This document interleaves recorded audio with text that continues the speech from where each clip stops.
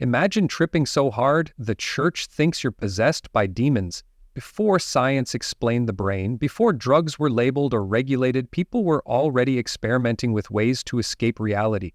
Getting high in medieval times wasn't recreational, it was spiritual, dangerous, mysterious, sometimes deadly.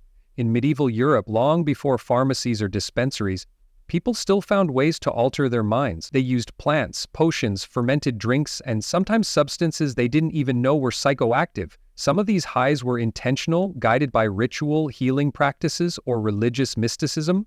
Others were accidental, the result of spoiled food or strange superstitions. But they all had one thing in common. They took people far away from ordinary consciousness.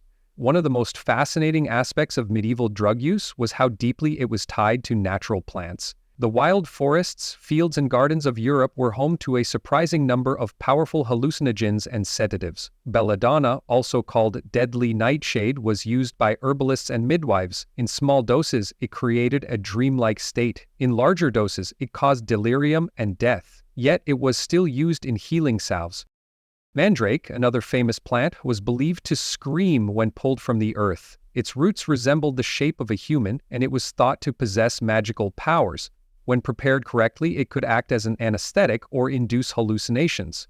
Improperly prepared, you risked intense convulsions and coma. Another widely known herb was henbane. This plant contains hyoscyamine and scopolamine chemicals that affect the central nervous system. It was sometimes smoked, added to beer, or infused into ointments. Users often described vivid dreams, flying sensations, and intense visions. That's where the stories of witches flying on broomsticks come in.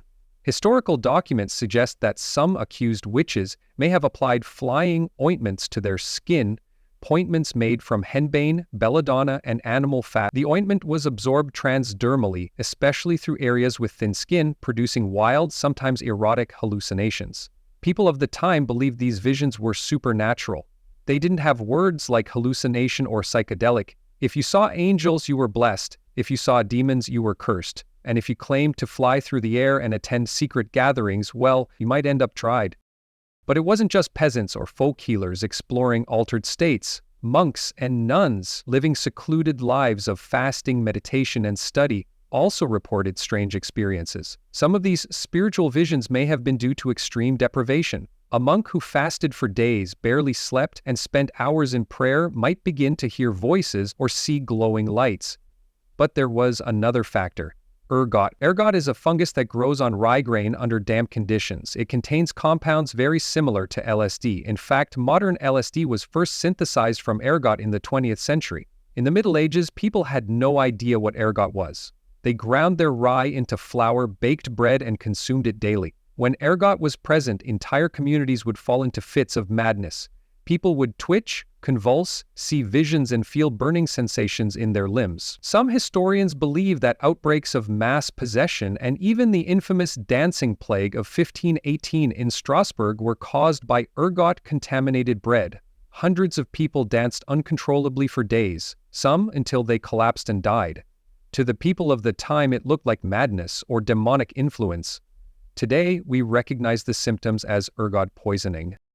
The line between medicine and magic was thin. Physicians used opium, made from poppies, as a painkiller and sedative. It was imported from the Middle East and used in concoctions like laudanum, a tincture of opium in alcohol. But in Christian Europe, drugs that dulled pain or changed perception were viewed with suspicion. If a woman eased childbirth pain with herbs, she might be called a witch. If a man suffered visions after eating strange mushrooms, people might believe he was cursed, or worse, in league with the devil.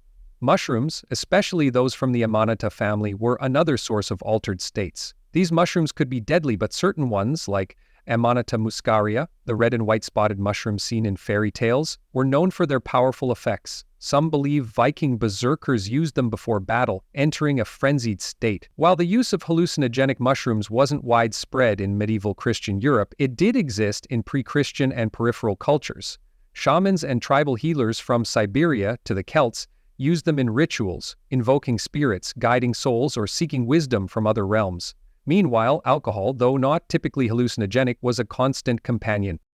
Mead, ale, and wine were common and often safer to drink than water. Some brews were stronger than modern beer, especially when mixed with herbs or spices. A strong enough drink could lower inhibitions, create warmth in the body, and in large enough quantities bring about visions or a blackout.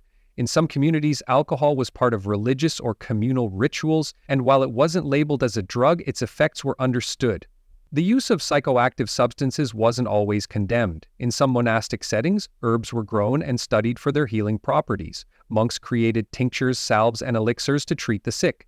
They documented the effects of various plants, including those that calmed the mind or soothed the nerves. But the difference between medicine and poison was often just a matter of interpretation. If someone used herbs to heal, they were respected. If they used the same herbs without permission, or if someone accused them of sorcery, the outcome could be fatal.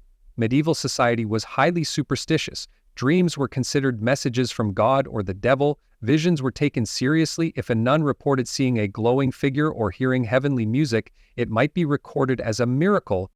If a poor farmer's daughter claimed to fly or speak in tongues, she might be imprisoned or executed. The context mattered, the person mattered, and often gender played a role. Women were more likely to be accused of witchcraft, especially if they were healers, midwives, or simply eccentric. The fear of altered states wasn't just religious, it was political. The church wanted control over spiritual experiences. If people could reach ecstatic states outside the church, through herbs, mushrooms, or fasting, they threatened that authority. So the church labeled these experiences as demonic. Trances, visions, and rituals not sanctioned by clergy were dangerous. Yet, in the shadows, the knowledge continued. In remote villages, elders passed down recipes for salves and teas. In mountain monasteries, texts were copied that described ancient practices. In Islamic medicine, far ahead of Europe in the medieval period, scholars like Avicenna wrote in detail about the mind, the body, and the uses of various drugs. Much of this knowledge would later inspire Renaissance thought. But during the height of the Middle Ages, to get high was to risk your life, not just from the drugs themselves, but from the society. Still, people took the risk, because for a few moments they escaped. They saw colors brighter than the sky, they danced with angels, they spoke to gods, or they descended into terror, clawing at invisible monsters. The medieval trip was unpredictable, mystical, terrifying, and, to some, divine. Imagine you're a healer in 13th century France. You grind herbs by candlelight, whispering the names of saints. You mix them into wine, murmur over the cup, and hand it to a woman writhing in childbirth. She drinks, her eyes close. She breathes slower, the pain fades. You've helped her, but tomorrow the bishop might accuse you of sorcery.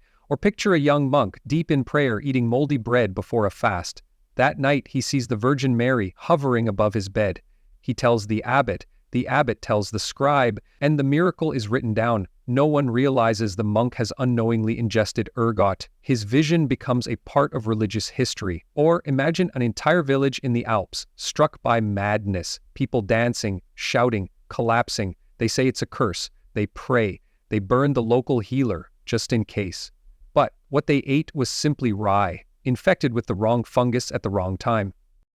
These stories are lost in time, hidden in scrolls, whispered in legend. But they happened. The medieval world was full of hidden highs, sought after, feared, misunderstood. Today we look at these experiences through the lens of science. We talk about neurotransmitters, serotonin receptors, but in the past there were only two explanations, God or the devil. And so, the act of getting high in medieval times wasn't just a chemical journey, it was a spiritual one that could elevate you to sainthood or burn you at the stake. Now you know what getting high was really like in the Middle Ages. It wasn't about rebellion or parties, it was about pain, healing, visions, and power. About women accused, monks exalted, and villages falling into chaos. It was about herbs that whispered secrets and bread that opened doorways to other worlds. So next time you think history was boring, remember this. Some of the most mysterious, magical, and mind-bending moments happened when no one had any idea what they were messing with.